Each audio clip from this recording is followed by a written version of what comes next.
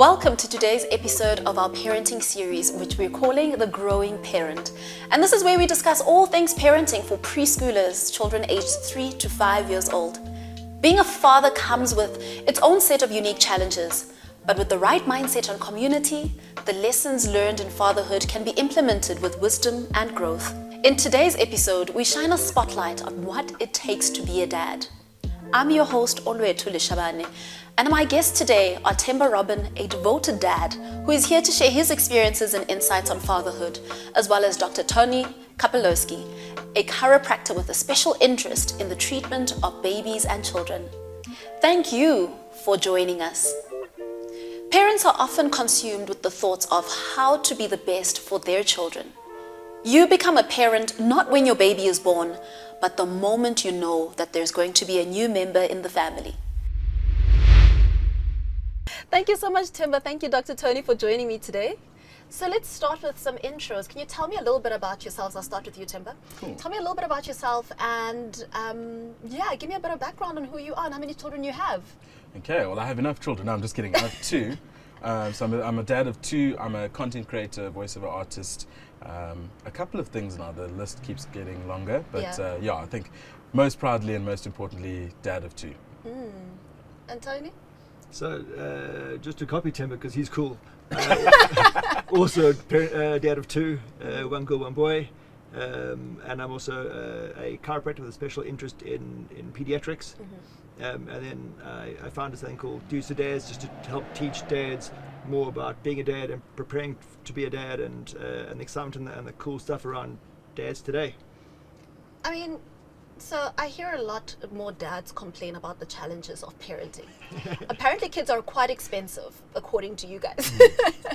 So tell us more about this. Kids are expensive. I think in general, it's all the basic stuff. So just all the fundamentals, your nutrition, you're trying to get your kids educated, you're trying to keep them stimulated. All of that racks up little costs all over the place. So look, the guys who are out there complaining, it's not unjust, it's not unfounded. So No, it's not. Yeah. I hear it a lot more from dads because you never quite hear them specify all these things. It's very rare to hear dads talk that way. The medical cost, the running home because you have to pick up a child from school because I now think they it's more say the bank manager that tells us. But but no, it's as a dad, like, I guess one of your roles is your provider and your protector and wanting to really look after your family. So there's a responsibility. There's something that sits on your shoulder all the time going. And it doesn't matter what kind of income level you're at. Because at every income level, you've got the pressure and the stress, and you want the best for your kids. So whatever you can provide, you'll give everything plus an extra like 50%. You'll give every single cent that you've got to those kids to make sure that they've got their best life. Yeah. And Tony, I mean, in comparison to how you were raised, how differently are you raising your little ones? I mean, so I think if I can speak for myself and all the dads I really chat to, life has changed a lot. The research has changed a lot. So when we were kids, it was a different generation, and dads were, in fact, Themba and I were chatting about it. Dads were different. They were the financial provider, and that was their role. And that kind of started and ended there, and then the rest, that was their paternal role. Whereas now, life has changed, society has changed, and the dad's involvement has changed. So, my greatest goal, if I could be a superhero, I'd want to be a super dad. There's school drop-offs, there's preparing the lunch in the breakfast in the morning and school lunches. So in the mornings, you're doing breakfast for school lunches. You do your best to attend as many extramural activities or school plays or assemblies, and you really want to be involved. You want to be as present as possible. And as I said earlier, the research is backing up more and more and more to show how much positive influence that's got on kids' lives.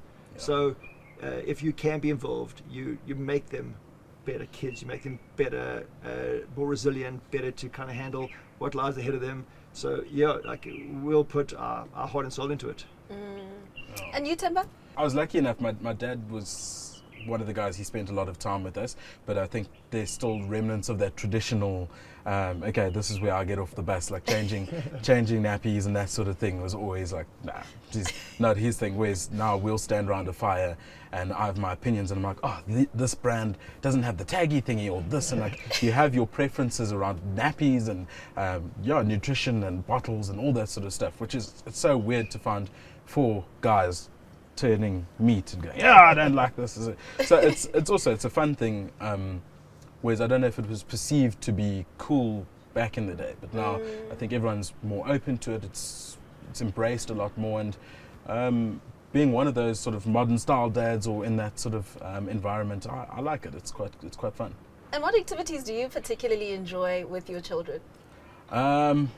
Everything. So we're playing hide and seek. We make things. We get dirty. So we've got quite a big piece of land. So we just walk. We ride the little black bike. As annoying as it sounds, on the road, we do that, and spend a lot of time outdoors as much as we can. It's fascinating watching the kids interact with nature and bugs and worms, and then they're trying to eat sand, and I think from a development perspective also it's quite fun to see. And Dr. Tony, I find it so intriguing that fathers are activity driven when it comes to bonding with children. Oh yeah. Moms easily can sit and we can talk to children. Dads are more activity driven. Yep, and no matter how much you get the changes in your home environment, that still maintains. So no offense to the dads out there, but dads are crazy, dads are silly, dads do dumb things. My children have a song that they always sing when they play with their dad. It's Dumb Ways to Die. And it's a great dad song. Yeah. But it's amazing what that does for kids. So it teaches kids just brilliant things, and it makes them, because they're doing it with somebody that they trust and someone that they're attached to and secure with, they take good, safe risks. So it teaches them self-confidence, teaches them great ability to have gross motor development and maturity, and confidence. So the knock-on effects of doing dumb stuff with dad is massive. Yeah. It's massive, and there's always that fine line between mom going, okay, that's too dumb, and Which is quite often. yeah. So it's that fine line that we're always treading on, but it's an important line, and dads excel at it. And I know we're talking dads, but moms are actually just fantastic at the emotional side, and keeping the kids alive. Yeah. There's 2 things that I want to talk about here. It's the physical play and what dads do, which is the trust. It builds on their emotional, on an emotional level in that early child development stage between those ages of 3 and 5. Yep. That's when they learn the trust, and also there's the physical development and how dads play. Can you touch on that a little bit? So there's lots to it. There's in terms of that rough housing or wild play. As I said, there's lots of little things that we can go through. So there's bits and pieces of cognitive development that happen within it. There's also gives them that confidence, problem-solving skills. So as they're going through, like as you get a kid to climb up a tree, there's problem-solving skills. There's gravity's going to take you down and hit the floor, or you're going to get from one branch to the next. And dad's there to catch you, but so you're figuring those things out. And within everything in life, and kids developing, so from 3 to 5 and beyond, you've got building blocks. So if you can get those initial building blocks solid and strong, they've got much more to build on from there. So even in terms of their social skills on the back of it, because they've got that attachment to dad, they've got that security, and they've got that self-confidence now, their social skills are better, their problem-solving skills are better, their ability to handle themselves and to believe in themselves, their self-confidence is better. So that's amazing. If you can give your kids that ability and they can take that as a launching pad to go from there, what a great opportunity. Absolutely. Let's talk a little bit about feeding and snack times. And I don't know how involved you are, Timber, in the snack times or the feeding, or is it just like everything's a go? No. Super involved, but it is probably one of the more difficult things we do. We often, when we do social gatherings, and you see parents just running around like with a noodle, and this one's running around with a cheese stick, and it's so crazy that we're like, this nutrition is good for you, and the children run away from it. They always try to avoid eating, or they're eating something that they shouldn't be.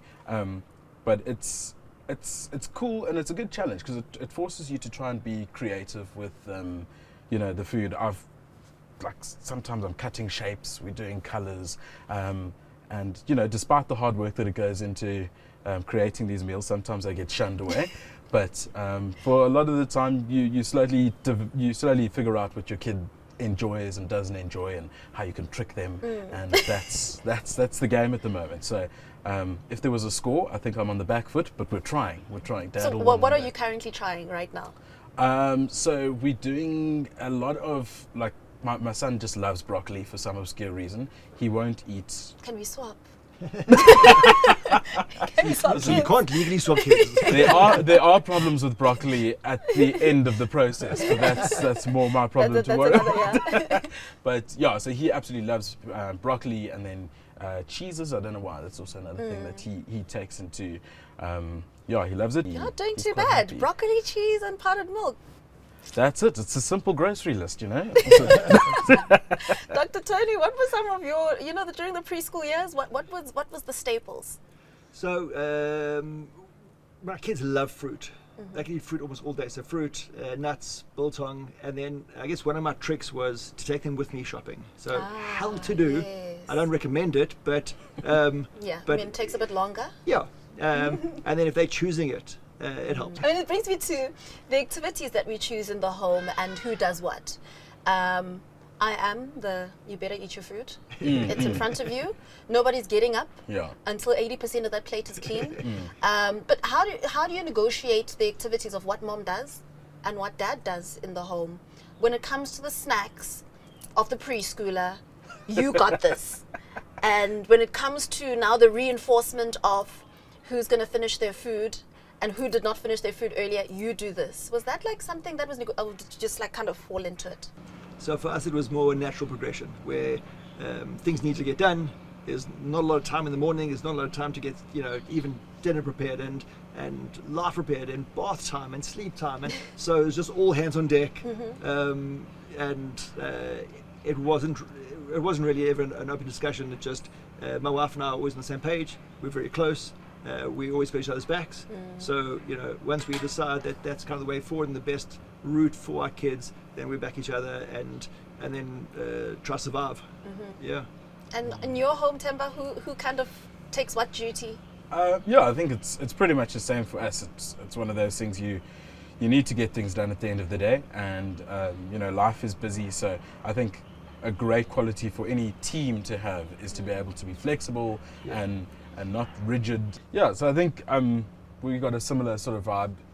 We naturally progressed into whatever role is needed and what needs to get done, and I think that's it at the end of the day. From a role perspective, there are a couple of things that we go towards, and my wife's definitely the one that wears the pants and gets the respect in the house. Dr. Tony, can you tell us a little bit about, I find that I think dads in particular struggle with play, like actual play, not the roughing and tumbling, but with actual play with children, because they want to be taken seriously most of the time. Yes and no. So I think there's different kind of dads. Okay. And there are some dads that really battle with it. They battle with the imagination of how to create different games. And you get other dads. I mean, one of my oldest and closest mates, he's got 4 girls, and he rocks a tea party for little girls. It doesn't have to be an international trip. It doesn't have to be something super expensive. It just has to be quality time, and that's the play.